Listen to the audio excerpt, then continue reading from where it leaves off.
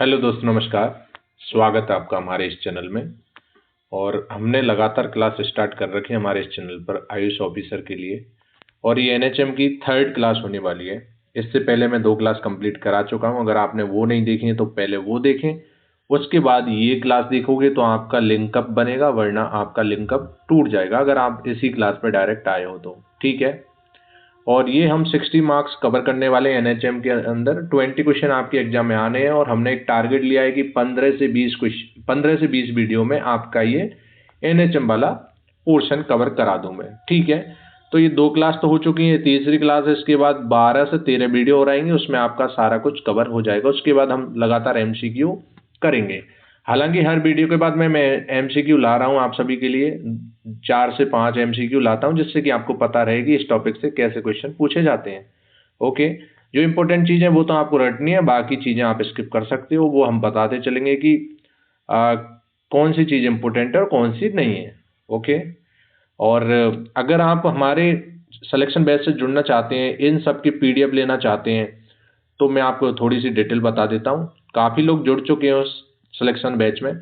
तो करना क्या है आपको, अगर आप 180 मार्क्स को टारगेट कर रहे हो कि आपके अच्छा स्कोर हो जाए और आप अच्छा स्कोर कर पाए, तो सिलेक्शन बैच से जरूर ज्वाइन होना है। ये एक टेलीग्राम बैच है, इसके अंदर क्लास नोट्स, पीडीएफ, ये क्विज वगैरह सारी चीज़ें मिलती रहती हैं। ठीक है। जो भी यूट्यूब पर क्लास होती है वो उसका पीडीएफ भी मिलता है। उसके अलावा शॉर्ट नोट्स, एग्जाम से पहले आपको बहुत सारे डेटा, कंटेंट, मटेरियल दिया जाएगा, जो कि आपके एग्जाम में काफ़ी कारगर साबित होगा। इसकी फीस मात्र 200 रुपये है। ये केवल 200 विद्यार्थियों के लिए, जो स्टार्टिंग के 200 विद्यार्थी हैं जो जुड़ेंगे, यानी कि 170 प्लस लोग हो चुके हैं इस बैच में। तो आप सोच सकते हो 1-2 दिन में ये 200 प्लस हो जाएंगे, तो इसकी फीस डबल हो जाएगी, 400। तो इससे बढ़िया है आप अभी ज्वाइन करें और आपकी तैयारी को बेटर करें। ठीक है। व्हाट्सअप नंबर है, इस पर हेलो हाई करना है आपको। हेलो हाई करने के बाद आपके पास क्यूआर कोड आएगा, आपको पेमेंट करना है। उसके जस्ट बाद आपको हम एक लिंक भेजेंगे, उस पर आपको रिक्वेस्ट सेंड करनी है, हमें एक्सेप्ट करेंगे और आप ज्वाइन हो जाओगे। अगर आप सोचते हो कि 270 मार्क्स के दम पर आप एग्जाम में बैठने जा रहे हो, जो कि आपका सब्जेक्ट है, तो आप बहुत गलत सोच रहे हो। आपका सिलेक्शन, मैं ये नहीं कहूँगा 100% नहीं होगा, लेकिन मैं ये कहूँगा कि पीछे रह जाओगे। ठीक है।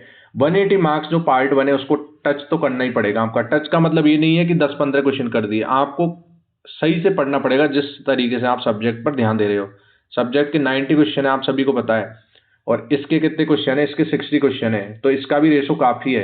90 क्वेश्चन आप कितना भी पढ़ लो, 80 आपने माना कि अटेम्प्ट कर लिया, वो 80 होगा नहीं, बट मान लो आपकी 80 कर दिया आपने अटेम्प्ट, तो उसमें 10 से 15 गलत हो जाते हैं। अगर 15 गलत हो गए तो 5 तो नेगेटिव में चले जाएंगे। ठीक है। तो 60 से भी कम आपका स्कोर हो गया, 60 क्वेश्चन से कम, और इसमें मिनिमम 40% मांगा है, तो 60 क्वेश्चन का मतलब है 40%। तो वो तो उससे भी कम पहुंच जाओगे ना आप। तो 1-2 क्वेश्चन भी कम रह गए तो गए ना। और जरूरी नहीं है 40% में सिलेक्शन हो जाए, ये भी तो बात है। तो इसलिए आपको 60 क्वेश्चन टारगेट टच करना जरूरी है, जिससे कि इसमें भी अच्छा स्कोर कर पाओ और आप एक सेफ जोन में हो जाओ। तो इसके लिए करना ये है कि आपको सिलेक्शन बैच से ज्वाइन होना इसलिए जरूरी है, क्योंकि आप जब एग्जाम टाइम पर रिवाइज करोगे चीज़ों को, तो कहाँ से करोगे। ठीक है। तो रिवाइज के लिए चीज़ें पीडीएफ होना जरूरी है। सिलेबस हमने डिस्कशन कर लिया था, यहाँ से 20 क्वेश्चन आएंगे और 60 मार्क्स के होने वाले हैं। Knowledge of national health mission के बारे में हमने पढ़ लिया था स्टार्टिंग में, क्या होता है। हम इसके वेरियस प्रोग्राम ऑफ लाइक ये रिप्रोडक्टिव चाइल्ड हेल्थ ये पढ़ने वाले हैं आज, फैमिली वेलफेयर, ये सब कुछ पढ़ने वाले हैं। इससे पहले हमने नेशनल अर्बन हेल्थ प्रोग्राम ये सब कुछ देख लिया था। ठीक है। अगर आपने 2 वीडियो नहीं देखे तो वो जरूर देखें। और आज की वीडियो में हम पढ़ने वाले हैं क्या, challenges and future prospects of the national health mission, राष्ट्रीय स्वास्थ्य मिशन की चुनौतियां एवं भविष्य की संभावनाएं, ये हम आज की वीडियो में पढ़ने वाले हैं। ठीक है। तो इसमें क्या है कि क्या क्या चुनौतियां हैं, मतलब एनएचएम की क्या क्या चुनौतियां हैं और भविष्य की यानी फ्यूचर की क्या क्या संभावनाएं, ये यहाँ पर पॉइंट है। ठीक है। तो किसी लोग, मतलब काफी लोगों को हिंदी और इंग्लिश दोनों में दिक्कत आ रही होगी। जो हिंदी मीडियम वाले उनको इंग्लिश में, यानी कि उनको लग रहा होगा कि जो इंग्लिश के वर्ड हैं, हालांकि प्योर हिंदी है इसमें, लेकिन इंग्लिश मीडियम वाले हैं वो सोचते होंगे कि प्योर इंग्लिश होता, लेकिन ऐसा पॉसिबल नहीं है, क्योंकि जितनी भी मार्केट में कंटेंट है वो प्योर हिंदी में दे रखा है।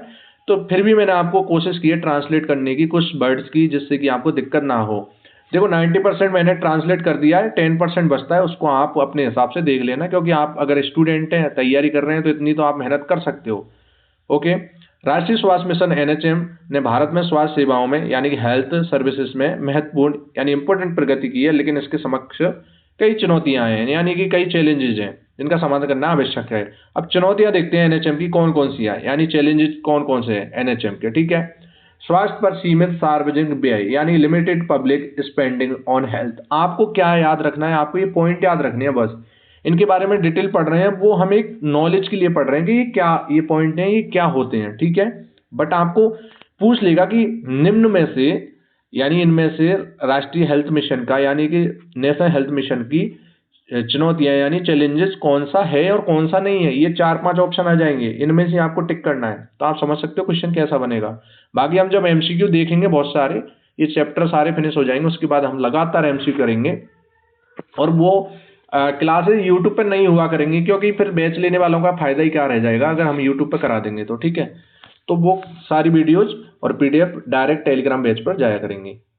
ठीक है, तो स्वास्थ्य पर सीमित सार्वजनिक व्यय, ये चुनौतियां यानी limited public spending on health. Bharat अपनी जीडीपी का केवल 1 से 1.5% स्वास्थ्य सेवाओं पर खर्च करता है, जो पर्याप्त नहीं है। यानी कि यहाँ पर ये कह रहा है कि एनएचएम की यानी कि चैलेंजेज है ना, एनएचएम की चुनौतियां हैं, वो ये है कि हेल्थ पर जो खर्चा है यानी कि वो कम दिया जा रहा है टोटल जीडीपी का। इंडिया की जो टोटल जीडीपी है 100 में से 1 से 1.5% हेल्थ सर्विसेज पर दिया जा रहा है, जो कि पर्याप्त नहीं है, बहुत कम है। ये पॉइंट ये कहता है सीधा सीधा। ओके, आई होप आप सारी चीजें अच्छे से समझ रहे होंगे। सेकंड पॉइंट कहता है कि गैर संचारी रोगों का बढ़ता बोझ, एनसीडीएस, यानी कि the growing burden of non communicable diseases, यानी गैर संचारी रोगों का बढ़ता बोझ, जैसे कि हृदय रोग, कैंसर हो गया, मधुमेह यानी डायबिटीज हो गया। ठीक है, जैसी एनसीडीएस यानी कि नॉन कम्युनिकेबल डिजीजेज भारत में सभी मृत्यु के 60% के लिए जिम्मेदार हैं। यानी कि 100% मृत्यु यानी डेथ होती है, मृत्यु को डेथ बोलते हैं। अगर 100% डेथ होती है तो उनमें 60% डेथ गैर संचारी रोगों यानी कि नॉन कम्युनिकेबल डिजीज के कारण होती है। उनके अंदर कौन कौन से डिजीज आ जाते हैं कि हृदय रोग, कैंसर, मधुमेह जैसी एनसीडीएस सभी बीमारियां आ जाती हैं, जिससे स्वास्थ्य प्रणाली पर अतिरिक्त दबाव पड़ता है। ओके, थर्ड पॉइंट, इनके पॉइंट याद रखने आपको। ये चुनौतियां यानी चैलेंजेज हैं एनएचएम के। स्वास्थ्य सेवा तक असमान पहुंच यानी कि इक्वल नहीं unequal access to health services. ग्रामीण और शहरी यानी रूरल एंड अर्बन एरियाज के बीच स्वास्थ्य सेवा यानी कि हेल्थ सर्विसेज की उपलब्धता में असमानता यानी कि अनइक्वल है, जिससे ग्रामीण आबादी यानी कि विलेज वाली जो पॉपुलेशन है, रूरल वाली, ठीक है, को गुणवत्तापूर्ण स्वास्थ्य सेवाएं प्राप्त करने में कठिनाई होती है, यानी कि उन्हें अच्छी सुविधाएं हेल्थ सर्विसेज नहीं मिल पाती हैं। तो असमान पहुंच है ग्रामीण और शहरी क्षेत्रों के बीच, दोनों के बीच, यानी कि शहरों में अच्छी सुविधा है लेकिन गांवों में नहीं है। आप ये पॉइंट, इसका मतलब यही है। फोर्थ पॉइंट ये है कि मानव संसाधनों की कमी, शॉर्टेज ऑफ ह्यूमन रिसोर्सेज, मानव संसाधनों की कमी ग्रामीण क्षेत्रों में यानी कि रूरल एरिया में डॉक्टर, नर्सेज और अन्य स्वास्थ्य कर्मी यानी हेल्थ जो कर्मचारी होते हैं उनकी कमी है, जिससे स्वास्थ्य सेवाओं की गुणवत्ता प्रभावित होती है। बिल्कुल आप सभी तो जानते हैं कि शहरों के कंपेयर में गांवों में, ठीक है, मतलब देखा जाए तो जैसे गांव है, अगर शहर से तुलना करें तो गांवों में डॉक्टर वगैरह कम बैठते हैं, जैसे प्राइवेट ये सब हेल्थ सेक्टर बहुत कम होता है। नर्सेज देखो प्राथमिक स्वास्थ्य केंद्र होते हैं नो डाउट, बट वो 1-2 जगह। शहर में हर गली में हर मोहल्ले में शहरी क्लिनिक मिल जाएंगे, उसके अलावा प्राइवेट सेक्टर में भी हर जगह चीजें मिल जाएंगी। इसलिए मानव संसाधनों की कमी यानी shortage of human resources, point ये कह रहा है, जिससे कि स्वास्थ्य सेवाओं की गुणवत्ता प्रभावित होती है, नो डाउट होती है। फिफ्थ क्वेश्चन क्या कह रहा है, फिफ्थ पॉइंट सॉरी, निजी स्वास्थ्य सेवाओं पर निर्भरता यानी dependence on private health care services, ये चुनौतियां हैं। निजी स्वास्थ्य सेवाओं पर निर्भरता हो गई है। स्वास्थ्य सेवाओं के लिए निजी क्षेत्र यानी प्राइवेट सेक्टर पर अधिक निर्भरता के कारण कई लोग महंगे इलाज के लिए मजबूर हैं, जिससे आर्थिक बोझ पड़ता है। ये चुनौतियां हैं क्योंकि गवर्नमेंट इतना कुछ जीडीपी दे नहीं रही, यानी कि जीडीपी का 1 से 1.5% यानी कि जो खर्च है वो बहुत कम है। तो लोग क्या करते हैं, निजी यानी कि प्राइवेट हेल्थ केयर लेते हैं, ठीक है, प्राइवेट सेक्टर में अपना इलाज करवाते हैं। तो उसमें क्या है कि महंगे इलाज होते हैं, तो जो गरीब है वो तो आर्थिक चीज से, आर्थिक मजबूती से मतलब गुजर रहा है ना, आर्थिक मजबूत नहीं है, वो तो बोझ है उस पर, तो एक तरीके से देखा जाए तो जूझ रहा है वो।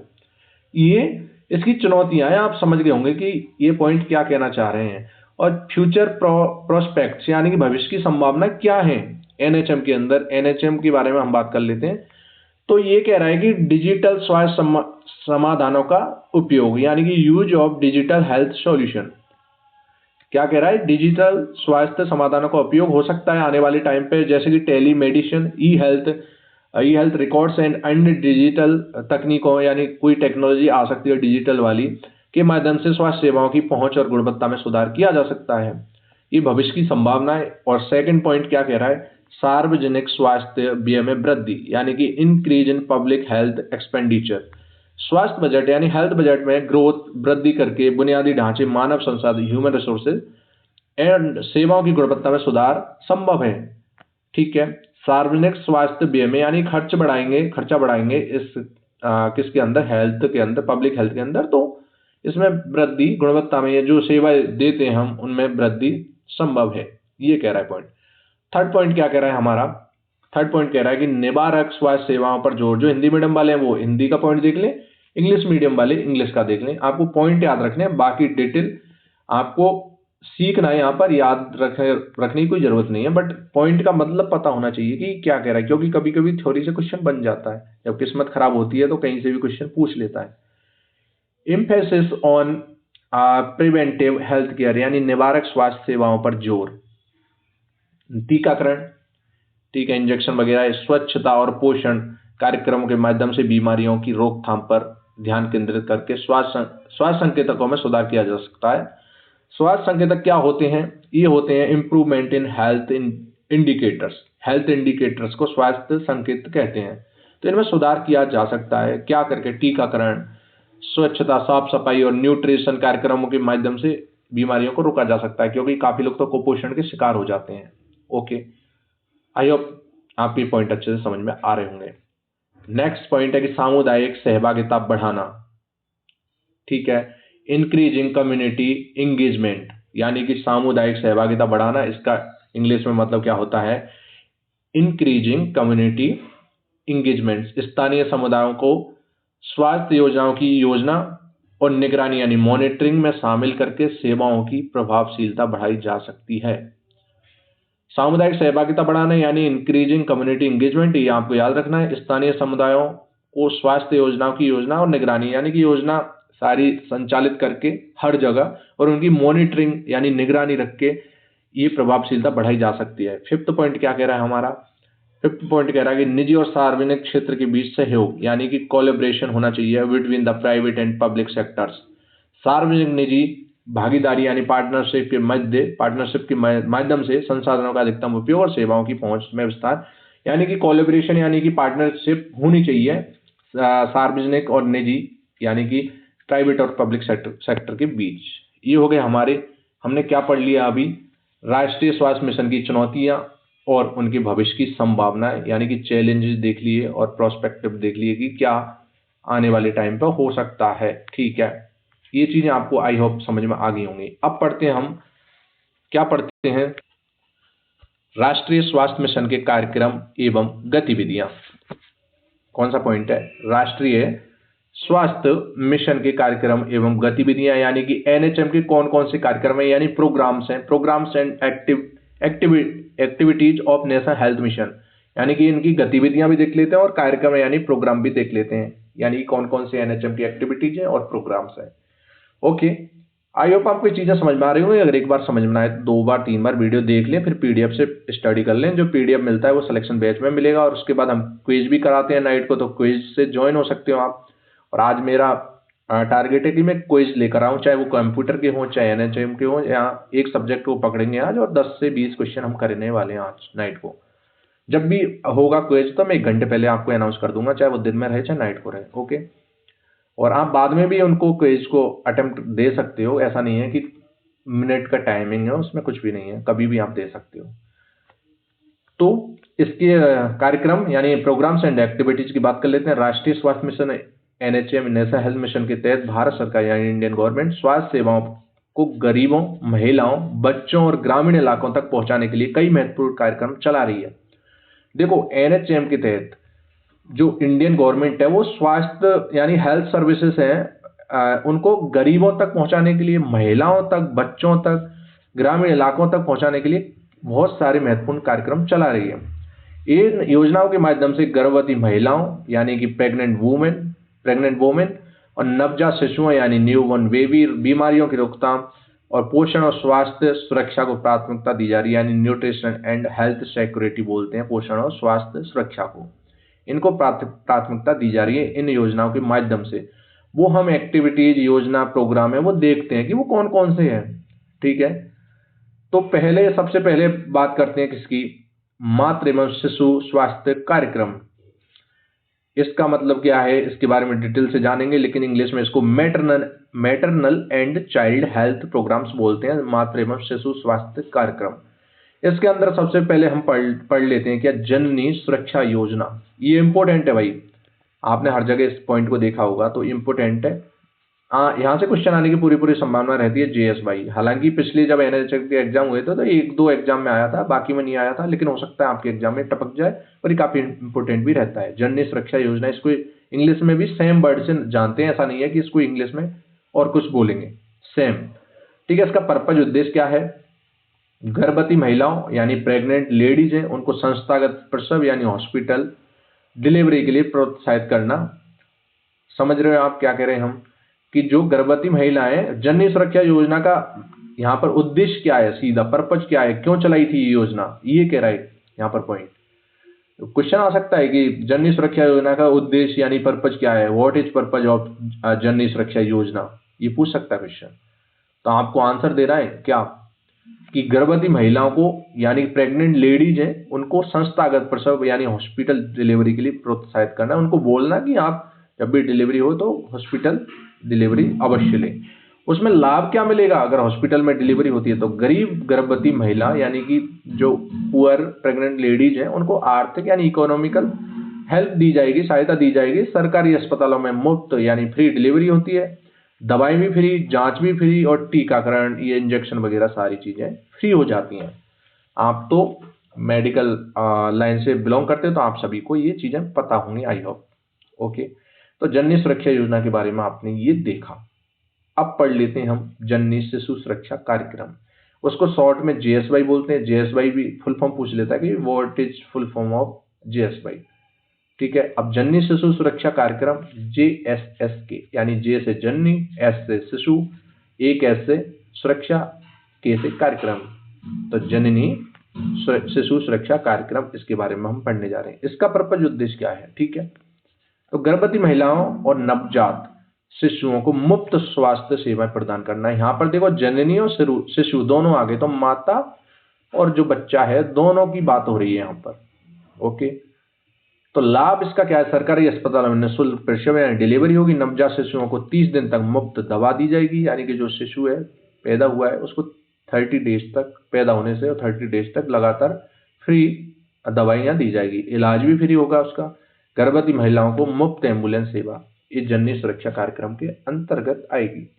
पूछ सकता है जननी शिशु सुरक्षा कार्यक्रम के लाभ कौन कौन से हैं। इसमें 3 तो यहाँ से ये पॉइंट मैंने बताया इनमें से दे देगा, 1-2 बाहर से दे देगा। अब ये रटने मत बैठ जाना, क्योंकि ये चीजें समझने वाली हैं, और एक से 2 बार 3 बार आप पढ़ोगे तो आपको ये चीजें रट जाएंगी, अच्छे से याद हो जाएंगी। मैं ये जानता हूँ बस, क्योंकि प्रैक्टिस ही सारी चीजें होती हैं। अब कोई कहे कि भाई महीने भर पहले, 15 दिन पहले पढ़ना स्टार्ट करो और पेपर पास कर जाओगे, तो वो झूठ बोल रहा है।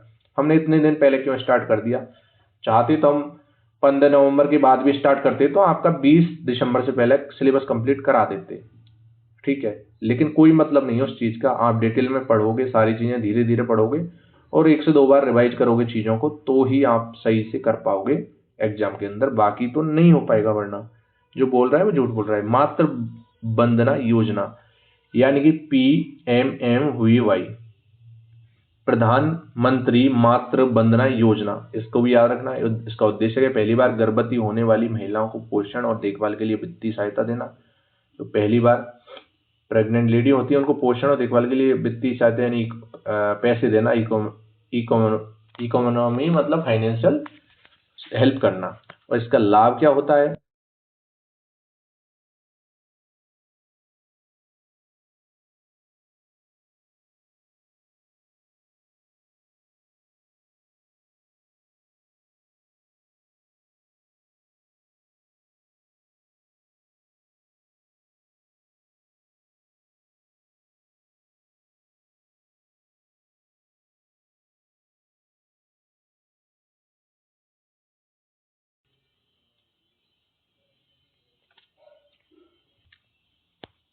एक सेकंड, थोड़ी गड़बड़ हो गई थी।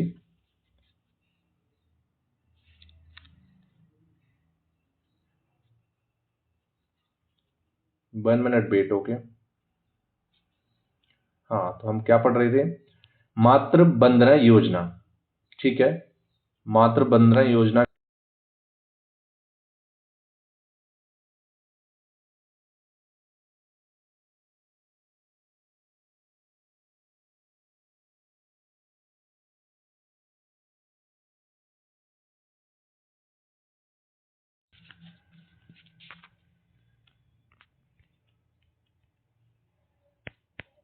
1 सेकंड वेट। हम पढ़ रहे थे राष्ट्रीय नवजात शिशु स्वास्थ्य कार्यक्रम। थोड़ा हैंग का सिस्टम हो रहा है, इसलिए क्लास डिस्टर्ब हो रही है, बाकी और कुछ रीजन नहीं है।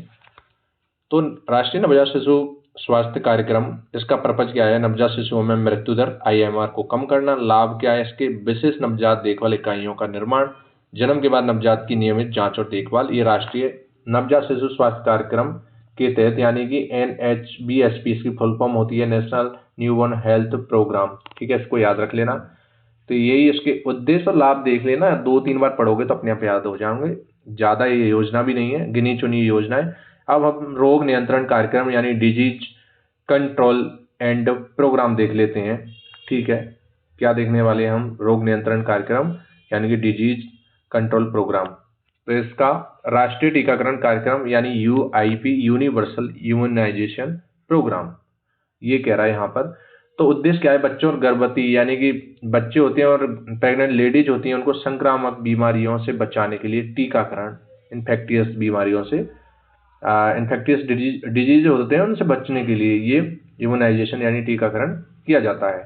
तो इसमें कौन कौन से टीके शामिल हैं ये भी बात कर लेते हैं। एक तो BCG जो टीबी के लिए होता है, पोलियोमाइलाइटिस के लिए, आप सभी जानते हैं। हेपेटाइटिस B होता है, ये वो लीवर यानी कि लीवर इन्फेक्शन के लिए, लीवर संक्रमण के लिए, जिसको संक्रमण को इंग्लिश में इन्फेक्शन बोलते हैं। ओके, MMR यानी कि जो अभी मैंने बताया था लास्ट वीडियो में, खसरा, मम्स, रूबेला के लिए MMR टीके का यूज किया जाता है। अगर आप पुरानी वीडियो देखोगे ना, तभी लिंकअप कर पाओगे चीजों को कि भाई कंप्लीट हम कर पा रहे हैं या नहीं कर पा रहे हैं, बाकी आप भूल जाओगे। आप अगर एक ही वीडियो देख रहे हो, पुरानी वीडियो देख नहीं रहे हो, तो आपको चीजें फिर दिक्कत हो सकती है, ये कह रहा हूं मैं। और राष्ट्रीय एड्स, ये रोग नियंत्रण कार्यक्रम है, ये डिजीज कंट्रोल प्रोग्राम जो मैं पढ़ा रहा हूं अभी आपको। जैसे कि पहला पढ़ाया था क्या, राष्ट्रीय टीकाकरण कार्यक्रम UIP, अब राष्ट्रीय एड्स नियंत्रण कार्यक्रम भी चला रखा है NHM के तहत, तो जिसको NACP बोलते हैं, नेशनल एड्स कंट्रोल प्रोग्राम। ठीक है, हिंदी में राष्ट्रीय एड्स नियंत्रण कार्यक्रम। क्वेश्चन आ सकता है कि रोग नियंत्रण कार्यक्रम कौन कौन से हैं या कौन सा है इनमें से, तो ये सारे पॉइंट, ये पॉइंट दे देगा और आपको इन्हीं को टिक करना है। अगर डिटेल में आएगा तो यहाँ से इनके पर्पज पूछ लेगा कि ये क्यों चलाया था NACP, इसकी फुल फॉर्म पूछ लेगा, national AIDS control program. HIV या एड्स को रोकना और जागरूकता फैलाना, यानी लोगों को बताना कि एड्स कैसे फैलता है, इसको कैसे, इसके लिए जागरूक होना है। ठीक है, लाभ क्या है? HIV संक्रमित व्यक्तियों के लिए मुफ्त ART यानी एंटी रेट्रोवायरल थेरेपी दवाएं, ठीक है, मुफ्त में दी जाती हैं। रक्तदान केंद्रों में सुरक्षित रक्त आपूर्ति सुनिश्चित करना, कंडोम वितरण और यौन शिक्षा को बढ़ावा देना, यानी सेक्स से रिलेटेड एजुकेशन देना कि हमेशा प्रोटेक्शन, ये सारी चीजें यूज करनी चाहिए। और बहुत सारे मतलब तरीके हैं, एक तरीके से जागरूकता फैलाना इसका मेन मोटिव है। ठीक है, मेन मोटो है। ठीक है, तो ये चीजें होंगी। राष्ट्रीय कुष्ठ रोग उन्मूलन कार्यक्रम, ये भी रोग नियंत्रण कार्यक्रम है NHM के तहत, नेशनल हेल्थ मिशन के तहत। NLEP जिसको बोलते हैं short form, national leprosy eradication program यानी राष्ट्रीय कुष्ठ रोग उन्मूलन कार्यक्रम। इसका उद्देश्य क्या है? कुष्ठ रोग यानी लेप्रोसी को खत्म करना, इसका मेन उद्देश्य है। और मुफ्त मल्टी ड्रग थेरेपी MDT उपलब्ध कराना, कुष्ठ रोगियों के पुनर्वास की व्यवस्था की जाती है। ओके, नेक्स्ट पॉइंट क्या है रोग नियंत्रण कार्यक्रम का? इसका नेक्स्ट पॉइंट है यहाँ पर राष्ट्रीय मलेरिया नियंत्रण कार्यक्रम यानी NVVDCP यानी national vector borne disease control program. यानी इसका पर्पज उद्देश्य है मलेरिया, डेंगू, चिकनगुनिया जैसी मच्छर जनित बीमारियों को रोकना। लाभ इसका मच्छर नियंत्रण के लिए फॉगिंग और स्प्रे अभियान, सरकारी हॉस्पिटल यानी कि गवर्नमेंट हॉस्पिटल में मलेरिया जांच, मुफ्त इलाज जागरूकता अभियान चलाना। ये सभी राष्ट्रीय मलेरिया नियंत्रण कार्यक्रम के उद्देश्य और लाभ हैं जो कि हमने पढ़ा, रोग नियंत्रण कार्यक्रम से रिलेटेड चीजें पढ़ी थी। ओके, आई होप आपको ये चीजें सारी समझ में आ रही होंगी। जब हम MCQ करेंगे तो आपको समझ में आएगा कि इनसे क्वेश्चन कैसे बनते हैं। ठीक है, बाकी अब आपको लग रहा होगा कि कितनी थ्योरी है, क्या करना है। और मैंने कोशिश की है कि कुछ कुछ वर्ड जो हिंदी के प्योर हिंदी वर्ड है उनको इंग्लिश में ट्रांसलेट करने की। बाकी तो आप समझदार है, चीजें समझते हो।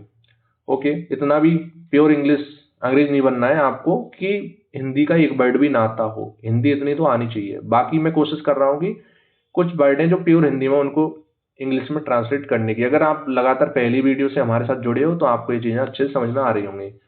प्रजनन एवं बाल स्वास्थ्य कार्यक्रम यानी reproductive and child health program, RCH बोलते हैं इसको शॉर्ट फॉर्म में। RCH, R से हो जाएगा रिप्रोडक्टिव, फुल फॉर्म भी पूछ सकता है एग्जामिनर का, कोई भरोसा नहीं है। R से हो जाएगा रिप्रोडक्टिव, एंड C से हो जाएगा चाइल्ड, और H से हेल्थ प्रोग्राम, ये हो जाएगा RCH। प्रजनन एवं बाल स्वास्थ्य कार्यक्रम कौन कौन से हैं वो हम जानेंगे अभी इस वीडियो के अंदर।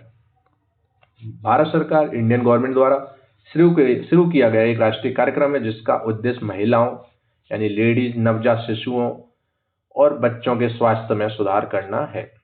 यानी कि इनकी हेल्थ में सुधार करना इनका मुख्य उद्देश्य है। वो किसी में बच्चों, नवजात शिशुओं में और महिलाओं में और बच्चों के स्वास्थ्य में। यह राष्ट्रीय स्वास्थ्य मिशन NHM के तहत चलाया जाता है और 1997 यानी 1997 में शुरू किया गया था। इंपॉर्टेंट पॉइंट है कि 1997 में क्या शुरू किया गया था, तो RCH यानी reproductive and child health program, प्रजनन एवं बाल स्वास्थ्य कार्यक्रम। वेरी वेरी इंपॉर्टेंट क्वेश्चन ऐसे ही पूछे जाते हैं। जब MCQ कराएंगे तो आपको पता चल जाएगा। बाकी आपको रट लेनी है चीजें तो, और रटनी नहीं है ना तो 2 से 3 बार वीडियो देखना और PDF पढ़ना, आपको अपने आप रट जाएंगी चीजें। सिंपल। और ये कब शुरू किया गया था? तो 1997 में किया गया था शुरू।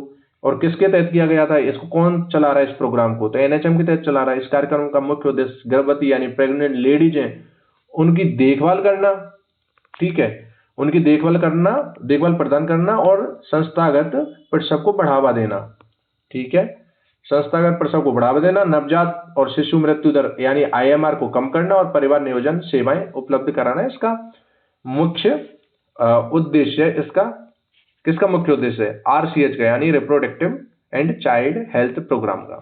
ठीक है, अब पढ़ लेते हैं हम कि इसका RCH कार्यक्रम के मुख्य उद्देश्य कौन कौन से हैं। RCH कार्यक्रम के यानी की objectives of the RCH program. तो मातृ मृत्यु दर यानी MMR को कम करना। MMR क्या होती है, IMR क्या होती है, इनके बारे में हमने डिटेल में पहली या दूसरी वीडियो में बात की थी। आप उन वीडियोज को जरूर देखेंगे तो यहाँ पर आपको ये पॉइंट सारे समझ में आएंगे अच्छे से। शिशु मृत्यु दर IMR को घटाना, गर्भवती महिला यानी प्रेग्नेंट लेडीज को उच्च गुणवत्ता वाली स्वास्थ्य सेवाएं, अच्छी सेवाएं प्रदान करना यानी हेल्थ से रिलेटेड प्रेग्नेंट लेडीज को। संस्थानिक प्रसव यानी हॉस्पिटल डिलीवरी को बढ़ावा देना। यहाँ पर ये पॉइंट था ना, संस्थागत प्रसव को बढ़ावा देना। इसका भी मतलब सेम है कि हॉस्पिटल डिलीवरी को बढ़ावा देना, कि डिलीवरी हॉस्पिटल में हो जिससे कि उनको फायदा मिल जाए बहुत सारा। ओके, टीकाकरण दर में सुधार करना यानी कि रिफॉर्मिंग द वैक्सीनेशन रिलीजन, और परिवार नियोजन सेवाओं को सुलभ बनाना, और महिलाओं एवं नवजात शिशुओं के पोषण यानी न्यूट्रिशन, पोषण को न्यूट्रिशन बोलते हैं, न्यूट्रिशन लेवल को सुधारना। RCH कार्यक्रम के प्रमुख घटक की बात करता है यहाँ पर कि की components of the RCH program. तो RCH प्रोग्राम के प्रमुख घटक कौन कौन से हैं? मातृ स्वास्थ्य सेवाएं यानी मैटरनल हेल्थ सर्विसेज। पॉइंट याद रख लेना, वही काफी है, बाकी डिटेल में जाने की जरूरत नहीं है। अगर हम डिटेल में जा रहे हैं इसलिए जा रहे हैं कि आपको पता रहे क्या चीज है। RCH कार्यक्रम के प्रमुख घटक कौन कौन से हैं तो ये पूछेगा आपसे बस। तो उसमें मातृ स्वास्थ्य सेवा भी प्रमुख घटक है, नवजात और शिशु स्वास्थ्य आगे मैं पढ़ाऊंगा, वो सब चीजें इसके प्रमुख की कंपोनेंट्स हैं। ठीक है, तो मैटरनल हेल्थ सर्विसेज, मातृ स्वास्थ्य सेवाएं, और गर्भवती महिलाओं को सुरक्षित प्रसव यानी कि सेफ्टी वाला प्रसव देखभाल देने पर जोर, और एंटीनेटल केयर यानी एएनसी, और पोस्ट नेटल केयर यानी बाद वाली सेवाएं। जननी सुरक्षा योजना यानी जेएसवाई के तहत महिला को संस्थागत प्रसव के लिए आर्थिक सहायता। जननी शिशु सुरक्षा कार्यक्रम यानी जेएसएसके के तहत निःशुल्क प्रसव और देखभाल। ये सभी चीजें मातृ स्वास्थ्य सेवाओं में आरसीएच के कार्यक्रम के अंतर्गत आती है। ओके, और नेक्स्ट पॉइंट क्या हो जाएगा हमारा, नवजात और शिशु स्वास्थ्य यानी कि neonatal and child health services. नवजात देखभाल के लिए विशेष नवजात देखभाल इकाइयां स्थापित करना, बच्चों के लिए पूर्ण टीकाकरण, यूआईपी यूनिवर्सल इम्यूनाइजेशन, ये इसका फुल फॉर्म होता है। और राष्ट्रीय पोषण मिशन के तहत बच्चों की पोषण स्तर को सुधारना यानी कि न्यूट्रिशन लेवल को सुधारना, और डायरिया और निमोनिया जैसी बीमारियों की रोकथाम और उपचार। ये नवजात और शिशु स्वास्थ्य का प्रमुख घटक है। ठीक है, ये आरसीएच के प्रमुख घटक के अंतर्गत आता है। ये परिवार नियोजन, इनके पॉइंट याद रख लेना अगर डिटेल याद ना हो तो, कि ये आरसीएच कार्यक्रम के कौन कौन से प्रमुख घटक हैं। ठीक है, परिवार नियोजन और जनसंख्या नियंत्रण यानी फैमिली प्लानिंग, पॉपुलेशन कंट्रोल। महिलाओं और पुरुषों को परिवार नियोजन के साधन प्रदान करना, नसबंदी करना यानी कॉन्डम, गर्भ निरोधक गोलियों और अन्य साधनों की उपलब्धता, हम दो हमारे दो की नीति को बढ़ावा देना, सुरक्षित गर्भपात के लिए मेडिकल टर्मिनेशन ऑफ प्रेगनेंसी सेवा। ये परिवार नियोजन और जनसंख्या यानी कि पॉपुलेशन कंट्रोल और फैमिली प्लानिंग से रिलेटेड चीजें कि महिलाओं और पुरुषों के लिए परिवार नियोजन के साधन प्रदान करना है। नसबंदी करा सकते हो आप, कॉन्डम यूज कर सकते हो, गर्भ निरोधक बहुत सारी गोलियां आती हैं उनको यूज कर सकते हो, और हमारे दो की नीति के तहत पॉपुलेशन कंट्रोल पा सकते हैं आप। प्रजनन स्वास्थ्य सेवाएं, ये आरसीएच जो कार्यक्रम था ना हमारा, reproductive and child health program, उसके तहत ये उनके ऑब्जेक्टिव है, सारे के सारे प्रमुख घटक हैं। ठीक है, तो प्रजनन स्वास्थ्य सेवाएं, रिप्रोडक्टिव हेल्थ सर्विसेज, महिलाओं में गर्भाशय ग्रीवा कैंसर यानी कि सर्वाइकल कैंसर हो जाता है यूट्रस के अंदर। ठीक है, और स्तन कैंसर यानी ब्रेस्ट कैंसर की स्क्रीनिंग, एचआईवी एड्स और यौन संचारित रोगों एसटीडीएस बोलते हैं इनकी रोकथाम, और किशोर लड़कियों और महिलाओं के लिए मासिक धर्म स्वच्छता यानी मेंस्ट्रुअल हाइजीन प्रोग्राम चलाना, ये प्रजनन स्वास्थ्य सेवा इसके अंतर्गत आता है। ये वैसी चीजें जो हम डेली लाइफ में जो यूज होती हैं, जिनसे इंसान गुजरता है, तो आप सभी इस चीज से रिलेट कर पा रहे होंगे, खासकर फीमेल। ठीक है, तो आपको ज्यादा जोर देने की इस पर जरूरत नहीं है, आप धीरे धीरे चीजों को सीख जाओगे, एक दो बार पढ़ोगे तो। आरसीएच कार्यक्रम के तहत प्रमुख योजना, जो हमने योजना पढ़ी थी थोड़ी देर पहले, मातृ एवं शिशु स्वास्थ्य कार्यक्रम के तहत, तो आरसीएच कार्यक्रम के तहत ये योजना आती है, इनको डिटेल में पढ़ लेते हैं, कब आई थी, कौन सी आई थी। ओके, तो पहली है जननी सुरक्षा योजना यानी जेएसवाई, जननी सुरक्षा योजना। जननी सुरक्षा योजना माता और नवजात शिशुओं की मृत्यु दर को कम करने के लिए भारत सरकार के लिए राष्ट्रीय ग्रामीण स्वास्थ्य मिशन यानी कि नेशनल रूरल हेल्थ मिशन के तहत के द्वारा चलाया जा रहा एक सुरक्षित मातृत्व हस्तक्षेप यानी सेफ मदरहुड इंटरवेंशन है। राष्ट्रीय ग्रामीण स्वास्थ्य मिशन के अंतर्गत प्रजनन एवं शिशु स्वास्थ्य कार्यक्रम के तहत यानी रिप्रोडक्टिव एंड शिशु स्वास्थ्य कार्यक्रम के तहत माता एवं शिशु मृत्यु दर को घटाना, यानी कि जो माँ होती है और जो बच्चा होता है उसकी मृत्यु हो जाती है डिलीवरी के टाइम पे, उस बाद में भी हो जाती है, उसकी मृत्यु दर को घटाना इसका प्रमुख उद्देश्य आरसीएच कार्यक्रम के अंतर्गत आता है जननी सुरक्षा योजना। ठीक है, इसके बारे में हमने पढ़ा था कि ये इसका उद्देश्य क्या है कि गर्भवती यानी प्रेग्नेंट लेडीज होती हैं उनको संस्थागत प्रसव, मैंने बताया, हॉस्पिटल डिलीवरी के लिए प्रोत्साहित करना। इसके तहत इनको फ्री में इकोनॉमी सहायता दी जाती है, दवाएं फ्री में, जांच फ्री में, ये टीकाकरण वगैरह, ये मैंने बताया था जननी सुरक्षा योजना के अंतर्गत। ये योजना 12 अप्रैल 2005 में, क्वेश्चन उठेगा तो यहाँ से आएगा, सीधा सीधा मैं बता दूंगा आपको। 12 अप्रैल 2005 को ये योजना गरीब गर्भवती महिलाओं के बीच आई थी। 12 अप्रैल 2005, याद रख लेना, कौन सी, जननी सुरक्षा योजना संस्थागत प्रसव को बढ़ावा देने के लिए शुरू की गई थी। जेएसवाई एक पूरी तरह केंद्र प्रायोजित योजना है और प्रसव एवं प्रसव उपरांत देखभाल हेतु नकद सहायता की जाती है, ये पैसे भी दी जाती है। इस योजना की सफलता को गरीब परिवारों के बीच संस्थागत प्रसव में वृद्धि दर द्वारा निर्धारित किया जाता है। ये गरीब लोगों के लिए, ऐसा नहीं है कि जो अंबानी है फिर यहाँ कोई पैसे वाला है, आप भी पैसे वाले हो तो आप भी पहुंच जाओगे, नहीं, हमें तो इस जननी सुरक्षा योजना का लाभ चाहिए। ठीक है, ऐसा कुछ भी नहीं है, ये गरीब बच्चों के लिए, गरीब फैमिलीज के लिए, वो सब कार्ड वगैरह देखते हैं, बीपीएल वगैरह जो भी उनके पास नोटिस होता है। अधिकतर मतलब फोकस गरीब पे है इनका। 12 अप्रैल 2005 ये की पॉइंट है, इसको याद रख लेना। ओके। सेकंड हमारे कार्यक्रम के अंतर्गत आती है जननी शिशु सुरक्षा कार्यक्रम, JSS, जननी शिशु सुरक्षा कार्यक्रम। इनकी फुल फॉर्म क्यों बता रहा हूं मैं, यहाँ से भी क्वेश्चन पूछा जाता है। नवजात शिशुओं को स्वास्थ्य की सुविधाएं न मिलने के कारण मृत्यु की समस्या का निवारण करने के लिए स्वास्थ्य एवं परिवार कल्याण मंत्रालय ने जननी शिशु सुरक्षा कार्यक्रम 1 जून 2011 को गर्भवती महिलाओं तथा दुग्ध नवजात शिशुओं को बेहतर स्वास्थ्य सुविधाएं प्रदान करने के लिए शुरू किया था। अब यहाँ पर क्या पॉइंट है, 12 अप्रैल 2005 को तो क्या स्टार्ट हुआ था, जननी सुरक्षा योजना, और जननी शिशु सुरक्षा 1 जून 2011 को, वो 5 में 11 को। ये की पॉइंट है, इनको याद रखना। बाकी इसके डिटेल हम पढ़ चुके हैं कि खाद बीज कह रहा हूं मैं, सॉरी, मुफ्त दवाएं, खाद यानी खाने वाली चीज यानी फूड, मुफ्त इलाज यानी फ्री इलाज, जरूरत पड़ने पर मुफ्त खून यानी कि फ्री ब्लड दिया जाता है ये प्रेग्नेंट लेडीज को। ठीक है, आप मत पहुंच जाना हॉस्पिटल वगैरह की मुझे इस योजना प्रोग्राम का लाभ दे दो, मुझे भी चाहिए, कोई भी पहुंच जाए, ऐसा कुछ भी नहीं है। ओके, ये चीजें हमने पढ़ ली थी, ज्यादा इंपॉर्टेंट ये चीज नहीं है। वो कब आई थी, इसका मेन मोटिव क्या है, वो याद रखना है। बाकी आप चीजें पढ़ना चाहो तो एक्स्ट्रा आपके पास PDF मिल ही जाएगा, आप अपने अकॉर्डिंग देख लेना। बट मुझे जो बताना था वो मैं बता रहा हूँ आपको, क्योंकि एग्जामिनर यहाँ से क्वेश्चन पूछता है, कभी कभार डिटेल में चला जाता है, जहां ये जो मैं फैक्ट बता रहा हूँ यहाँ से पूछ लेता है, नो डाउट, बट कभी कभार। इसमें घर से केंद्र जाने एवं वापसी के लिए मुफ्त यातायात सुविधा प्रदान की जाती है, यानी फ्री एम्बुलेंस दी जाती है इसमें। इसी प्रकार की सुविधा सभी बीमार नवजात शिशुओं के लिए दी जाती है। इसका यानी जो नवजात शिशु होते हैं वो बीमार होते हैं, उनके लिए, सबके लिए दी जाती है। इस कार्यक्रम के तहत ग्रामीण एवं शहरी क्षेत्रों में हर साल लगभग 1 करोड़ से अधिक गर्भवती यानी प्रेग्नेंट लेडीज एवं नवजात शिशुओं को योजना का लाभ मिलता है। हर साल 1 करोड़ से ज्यादा।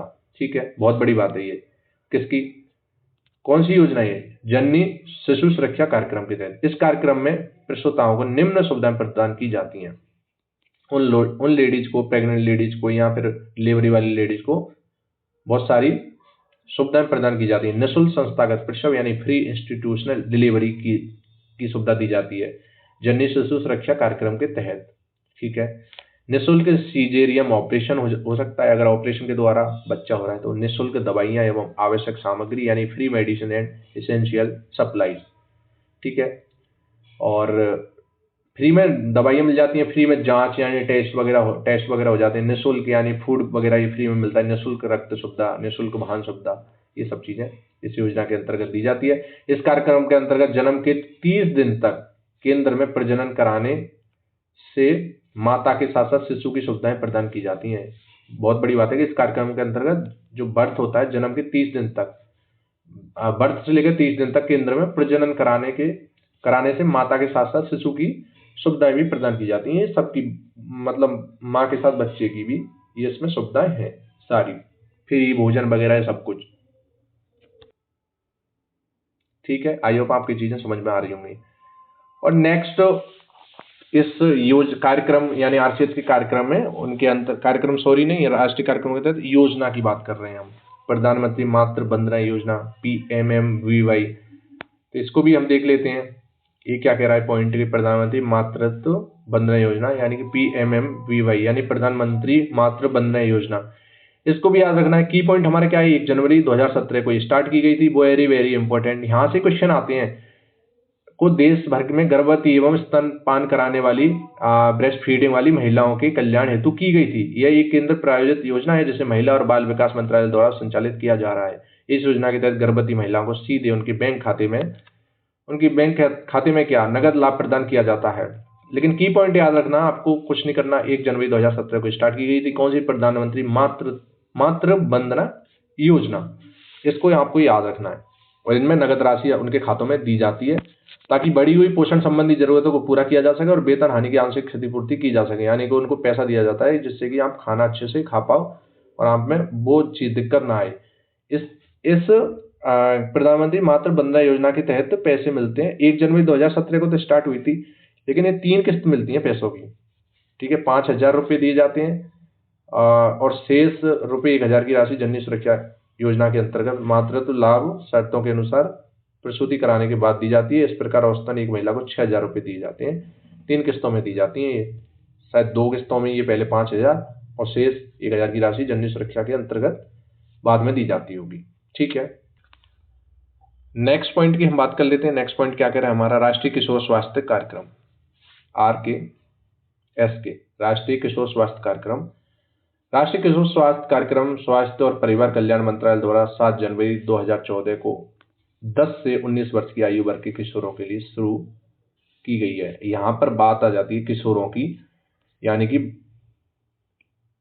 किशोर यानी कि बच्चे भी नहीं, माता भी नहीं, 10 से 19 वर्ष की आयु वर्ग के किशोरों के लिए ये योजना चलाई गई थी। इसके अंदर क्या होता है, यह स्वास्थ्य कार्यक्रम अन्य मुद्दों के अलावा पोषण, प्रजनन, स्वास्थ्य और मादक द्रव्यों यानी कि इंटॉक्सिएटिंग ड्रिंक के सेवन को लक्षित करेगा। इस कार्यक्रम का मुख्य उद्देश्य किशोर भागीदारी और नेतृत्व, समता तथा समावेशन, लैंगिक समानता, अन्य क्षेत्रों में हितधारकों के साथ सामरिक भागीदारी है। लेकिन ये ज्यादा इंपॉर्टेंट नहीं है। मैंने PYQ देखे थे, यहाँ पे PYQ मतलब MCQ 1-2 क्वेश्चन थे, बस यही था कि ये कब स्टार्ट की गई थी। 7 जनवरी 2014 को ये क्वेश्चन ये था कि किसके द्वारा शुरू की जा रही है। तो राष्ट्रीय किशोर स्वास्थ्य कार्यक्रम स्वास्थ्य और परिवार कल्याण मंत्रालय द्वारा, ये इंपॉर्टेंट है। ठीक है, और 10 से 19 वर्ष की आयु के किशोरों के लिए ये स्टार्ट किया गया था। इतना याद रख लेना, बाकी चीजें आप रखो या ना रखो। ओके, इसके तहत किशोरों में मानसिक स्वास्थ्य, पोषण, गैर संचारी रोग, लिंग आधारित हिंसा और मादक पदार्थों के सेवन की रोकथाम पर ध्यान केंद्रित किया जाएगा। ठीक है, ये चीजें हो गई। आप बाकी पॉज करके पढ़ सकते हो, इंपॉर्टेंट नहीं है, डिटेल आप पढ़ना चाहे तो पढ़ सकते हो। एक पॉइंट यहाँ पर ये पढ़ लेते हैं कि इस कार्यक्रम के प्रमुख कार्यों में काउंसलर द्वारा मदद, सुविधा आधारित परामर्श और सामाजिक और व्यवहार परिवर्तन, संचार, देखभाल के स्तरों में किशोर अनुकूलन स्वास्थ्य क्लिनिक यानी एडोलसेंट फ्रेंडली हेल्थ क्लिनिक्स यानी AFHC को मजबूत बनाने जैसे समुदाय आधारित हस्तक्षेप शामिल है। किशोर लड़कियों को आयरन और फोलिक एसिड की गोलियां उपलब्ध कराना इसका मेन उद्देश्य है। यहाँ पर ये पॉइंट याद रख सकते हो आप, किशोर लड़कियों को आयरन और फोलिक एसिड की गोलियां उपलब्ध कराना। कौन सी योजना के तहत है ये कार्य, कौन से कार्यक्रम के तहत है? राष्ट्रीय किशोर स्वास्थ्य कार्यक्रम के तहत है ये। पूछ लेगा कि किशोर लड़कियों को किस कार्यक्रम के तहत आयरन और फोलिक एसिड की गोलियां उपलब्ध की जाती हैं। ठीक है, तो आपको आंसर टिक करना है, राष्ट्रीय किशोर स्वास्थ्य कार्यक्रम के तहत। एक चला था मिशन इंद्रधनुष, ये क्या काम आता है क्या नहीं आता है वो हम बात करेंगे। भारत सरकार यानी इंडियन गवर्नमेंट के स्वास्थ्य एवं परिवार कल्याण मंत्रालय द्वारा, वेलफेयर मिनिस्ट्री द्वारा, फैमिली एंड वेलफेयर मिनिस्ट्री द्वारा, health and family welfare ministry 25 दिसंबर 2014 को, कब, इंपोर्टेंट डेट 25 दिसंबर 2014 को ये मिशन इंद्रधनुष स्टार्ट हुआ था, इसकी शुरुआत की गई थी। मिशन इंद्रधनुष एक बूस्टर टीकाकरण कार्यक्रम है जो कम टीकाकरण कवरेज वाले 2 से 1 जिलों में शुरू हुआ था। इसको छोड़ सकते हो आप, लेकिन पॉइंट ये याद रख लेना। और ये कौन चला रहा है, भारत सरकार द्वारा, ये भी पॉइंट आपको याद रखना है। इस यूनिवर्सल टीकाकरण कार्यक्रम में शामिल किए निम्न रोगों का प्रतिनिधित्व करता है, जैसे कि ट्यूबरक्लोसिस, हिंदी में तपेदिक बोलते हैं, poliomyelitis, hepatitis B, diphtheria, pertussis, tetanus, इन सभी बीमारियों के लिए ये यूज होता है। ठीक है, और खसरा नीचे दे रखा है, खसरा।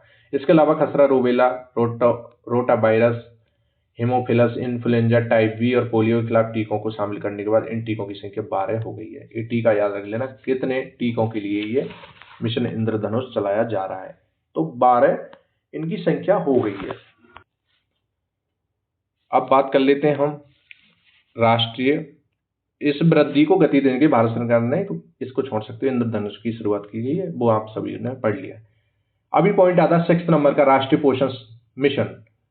राष्ट्रीय पोषण मिशन यानी नेशनल न्यूट्रिशन मिशन आयुष मंत्रालय के साथ संयुक्त रूप से महिला और बाल विकास मंत्रालय यानी MWCD के विभिन्न हस्तक्षेपों के तहत लगभग 4.37 लाख आंगनबाड़ी केंद्रों ने पोषण वाटिका की स्थापना की है। पोषण वाटिका की स्थापना की है। पोषण माह 2022 के तहत देश भर में ये पोषण वाटिका की स्टार्ट की थी, 2022 याद रख लेना, राष्ट्रीय पोषण मिशन। इसके अंतर्गत क्या हुआ था कि आंगनबाड़ी केंद्रों ने पोषण वाटिका की स्थापना की थी, बस ये याद रखना है आपको। पोषण अभियान के अंतर्गत हर साल सितंबर के महीने में राष्ट्रीय पोषण माह मनाया जाता है। कब मनाया जाता है? सितंबर में, हर साल पोषण अभियान के अंतर्गत। ओके, इसमें सभी चीजें, इसमें प्रसव पूर्व देखभाल, इष्टतम स्तनपान, एनीमिया, ये सब चीजें होती हैं। लड़कियों की शिक्षा, आहार, शादी की सही उम्र, स्वच्छता और स्वच्छ भोजन यानी खाद्य पोषण पर केंद्रित 1 महीने की गतिविधियां शामिल है। ये सभी गतिविधियां राष्ट्रीय पोषण मिशन के अंतर्गत आंगनबाड़ी केंद्रों में पोषण वाटिका के अंदर ये सब चीजें गतिविधियां शामिल हैं। सुमन योजना बहुत ही अच्छी इंपॉर्टेंट योजना है, ये यहाँ से क्वेश्चन पूछ लेता है। ठीक है, क्या? सुमन योजना। यह योजना 10 अक्टूबर 2019 को नई दिल्ली में केंद्रीय स्वास्थ्य एवं परिवार कल्याण परिषद के 13वें सम्मेलन के दौरान स्टार्ट की गई थी। तो स्टार्ट कब की गई थी ये याद रखना है आपको। सुमन योजना, सुमन योजना की फुल फॉर्म पूछेगा एग्जामिनर, मेरे को ऐसा लग रहा है। तो इसका क्या मतलब होता है सुमन का? तो एस का मतलब होता है सुरक्षित, SU का मतलब सुरक्षित, और M का मतलब होता है मातृत्व, और A का मतलब होता है आश्वासन योजना। सुरक्षित मातृत्व आश्वासन योजना इसका मतलब होता है। हिंदी इंग्लिश में सेम मतलब है इसका। इस योजना का उद्देश्य गर्भवती महिलाओं, नवजात शिशुओं यानी प्रेग्नेंट लेडीज और नवजात शिशुओं और माताओं को मुफ्त एवं गुणवत्तापूर्ण स्वास्थ्य सेवाएं प्रदान करना, यानी कि अच्छी स्वास्थ्य सेवाएं यानी हेल्थ सर्विसेज देना। ठीक है, इस योजना के अंतर्गत सभी गर्भवती महिला, देखो इतना लंबी में क्लास लेने का मतलब यही है कि टाइम से कोर्स फिनिश करना।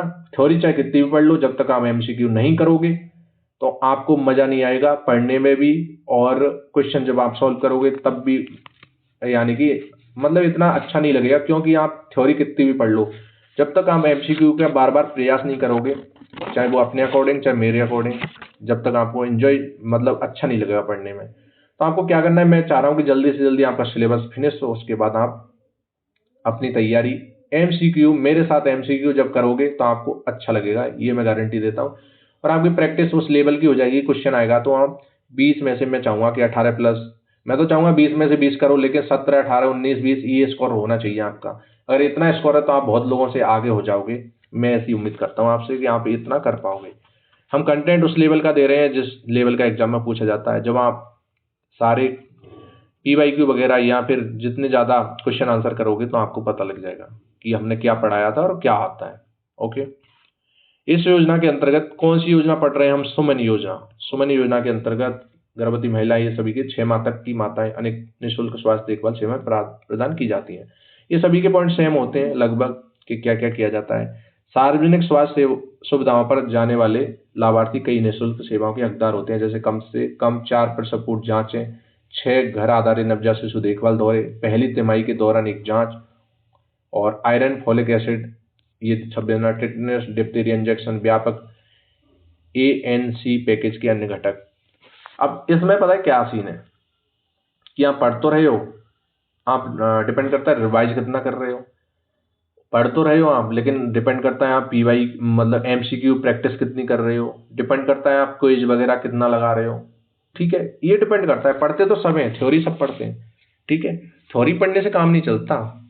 चाहे वो कोई सी भी एग्जाम देख लो, राजस्थान का कोई सा कंपटीशन एग्जाम देख लो, चाहे सेंटर लेवल का देख लो, चाहे मेडिकल फील्ड से देख लो, चाहे इंजीनियर फील्ड से देख लो, चाहे आर्ट्स से, कोई सा भी पेपर ले लो, उसमें प्रैक्टिस जरूरी होती है। जितनी अच्छी प्रैक्टिस होगी उतना अच्छा हम स्कोर कर पाते हैं। ठीक है, तो आज जब भी क्विज किया करेंगे 15-20 क्वेश्चन रखा करेंगे हर क्विज में, चाहे वो कोई सी सब्जेक्ट हो, एक दिन में एक सब्जेक्ट उठा लिया करेंगे, जैसे कि आपकी प्रैक्टिस होती रहे। हालांकि मैं हर वीडियो में 2-4 क्वेश्चन देता हूं, जैसे ही चैप्टर फिनिश हुआ करेंगे तो हम ज़्यादा क्वेश्चन कर लिया करेंगे। बाकी कोशिश करेंगे कि हर चैप्टर के बाद भी क्वेश्चन हो और क्विज भी डेली हो। ठीक है, बैच से जुड़ने का फायदा यही है। अगर आप सिलेक्शन बैच में आ रहे हो तो एक्स्ट्रा लोगों से क्या फायदा मिल जाएगा, यही फायदा मिलने वाला है कि आपके पास सारी PDF भी होंगी, जिससे कि आपको दिक्कत नहीं आ रही होगी। Challenges of the RCH programme. RCH कार्यक्रम की चुनौतियां कौन कौन सी, यानी चैलेंजेस कौन कौन से हैं। उस टाइम हमने NHM के चैलेंजेस देखे थे, अभी RCH के चैलेंजेस देख रहे हैं हम। तो ग्रामीण क्षेत्रों में स्वास्थ्य सेवाओं की सीमित उपलब्धता, यानी कि जो रूरल एरियाज हैं, विलेजेस वाले एरियाज हैं, उनमें हेल्थ सर्विसेज की सीमित उपलब्धता, यानी कि उतनी अच्छी सुविधा नहीं है। मातृ एवं शिशु मृत्यु दर को पूरी तरह खत्म करने में कठिनाई हो रही है, कम पूरी तरह ये खत्म नहीं हो रही, मातृ एवं शिशु मृत्यु दर। गरीब और अशिक्षित वर्गों में स्वास्थ्य सेवाओं के प्रति जागरूकता की कमी देखी गई है। बिल्कुल, जो गरीब है, जो शिक्षित नहीं है, उन वर्गों में स्वास्थ्य सेवाओं के प्रति जागरूकता की कमी भी है। महिलाओं की पोषण स्थिति, यानी कि जो फीमेल है, लेडीज हैं, उनमें न्यूट्रिशन की स्थिति कमजोर होने से जटिलताएं आ जाती हैं, यानी कि खून की कमी हो जाती है, और भी मतलब काफी दिक्कतों का सामना करना पड़ता है डिलीवरी।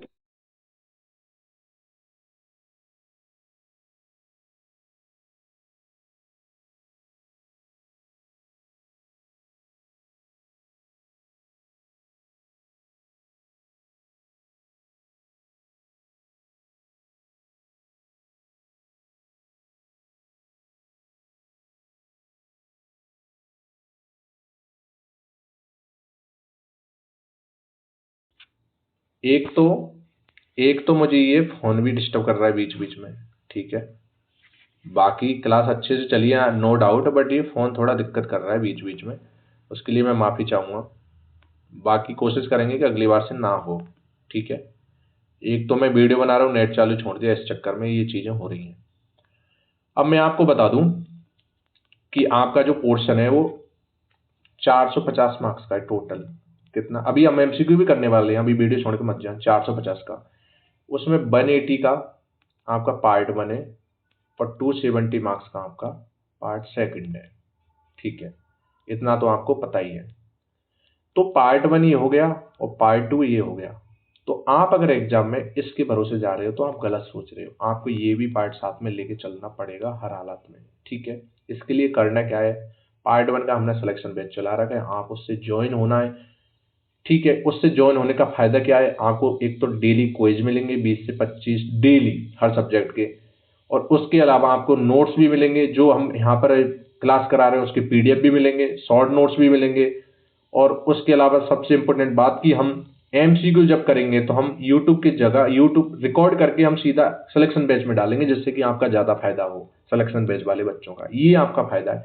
और मैं बता दूं, अब एनएचएम के रिजल्ट आ रहे हैं 35% और 40% का आपको पता है मिनिमम क्राइटेरिया, इतने तो आपको मार्क्स लाने ही है। चाहे जनरल से हो, एससी एसटी से हो तो 35 और जनरल से हो तो 40%।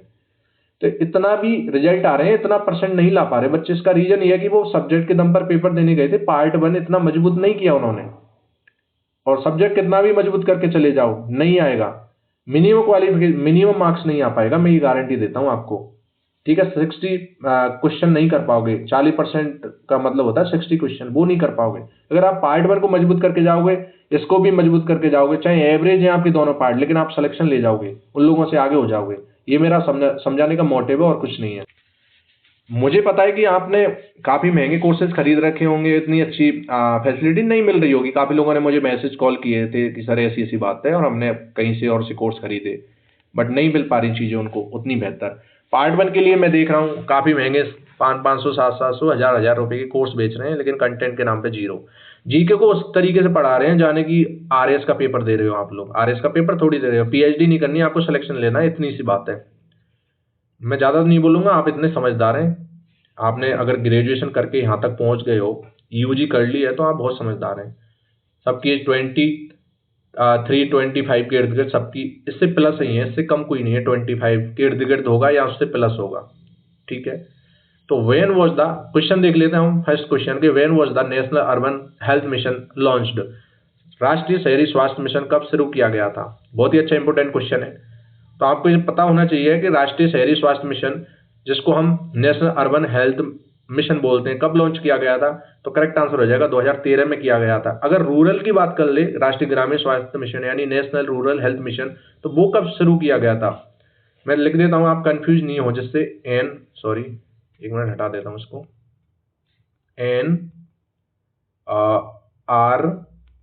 NRHM, ठीक है, रूरल वाला। तो ये किया गया था आपका 2005 में, और ये अर्बन वाला, शहरी वाला 2013 में। ये कंफ्यूज नहीं होना इसमें, ठीक है। नेक्स्ट क्वेश्चन क्या कह रहा है हमारा कि what is the object of Janani Suraksha Yojana? GSY का ऑब्जेक्टिव क्या है? अभी हमने पढ़ा था थोड़ी देर पहले, जननी सुरक्षा योजना का उद्देश्य क्या है? क्या ग्रामीण क्षेत्रों में स्वास्थ्य सेवाओं को सुधारना है? अकेले ग्रामीण में भी नहीं हो सकता, क्योंकि शहरों में भी इनका उद्देश्य है संक्रामक रोगों की रोकथाम, क्या ओनली संक्रामक, असंक्रामक भी है इन्फेक्टियस रोगों के अलावा नॉन इन्फेक्टियस रोगों की रोकथाम के लिए भी इन्होंने काम किया है, ऐसा नहीं है। ठीक है, नेक्स्ट पॉइंट यहाँ पर है मातृ एवं शिशु मृत्यु दर में कमी लाना, बिल्कुल यही इसका उद्देश्य, मोटो ऑब्जेक्टिव है। ठीक है, और गैर संक्रामक रोगों का इलाज नहीं, दोनों इसमें, तो ऑप्शन सी इसका करेक्ट आंसर हो जाएगा। इंग्लिश में भी आप आंसर देख सकते हो, reducing maternal and infant mortality rate. ठीक है, क्वेश्चन नंबर नेक्स्ट की बात कर लेते हैं हम। क्वेश्चन नंबर 3, मुस्कान, देखो आंसर मैंने नीचे दे रखा है, छुपा देता हूं उसको। तो what is Muskan initiative related to, यानी मुस्कान पहल किससे संबंधित है, ये कह रहा है क्वेश्चन यहाँ पर। क्या मातृ एवं शिशु कल्याण से, मानसिक स्वास्थ्य या पोषण अभियान से? नहीं, दंत स्वास्थ्य सुधार है। जब पहली वीडियो थी, पहली या दूसरी, उसमें मैंने मुस्कान इनिशिएटिव को बहुत बार बार जोर देके पढ़ाया था। आप भूल गए होंगे क्योंकि आपने रिवाइज नहीं किया। अगर आपको आता है तो अच्छी बात है। तो दंत स्वास्थ्य सुधार यानी कि डेंटल हेल्थ इंप्रूवमेंट के लिए मुस्कान पहल इनिशिएटिव को लाया गया था।